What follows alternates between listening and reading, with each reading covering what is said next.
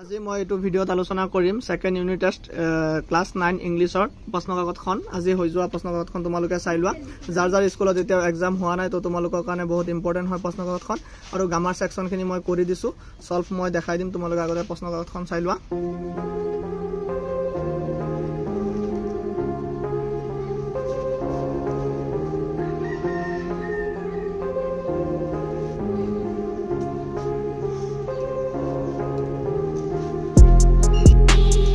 section B তোমালোকৰ grammar আছিল